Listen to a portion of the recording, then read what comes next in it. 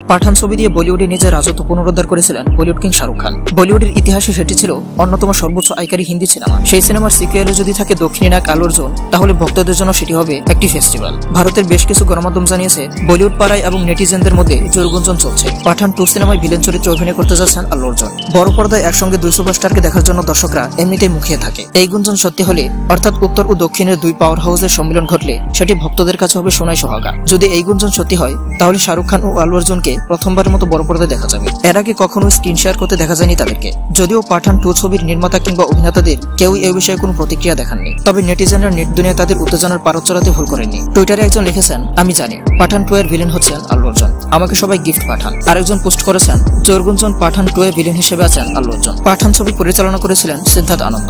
ভারতীয় বক্স অফিসে সিনেমাটির আয় 540 কোটি রুপি, আর বিশ্বব্যাপী সিনেমাটি আয় করেছিল 1000 কোটি রুপির বেশি। বলিউডের অন্তর্মহলের খবর অনুযায়ী সিদ্ধার্থ আনন্দকে বাদ দিয়ে যশরাজ ফিল্মসের কর্ণধার আদিত্য চোপড়াই পাঠান 2 পরিচালনা করবেন। তো বন্ধুরা, তোমাদের কি মনে হয় এই নিউজ কি সত্যি হতে পারে? আর যদি সত্যি হয়, তাহলে এই জুটি দেখার জন্য তুমি কতটা এক্সাইটেড? কমেন্ট করে জানাতে ভুলবে না।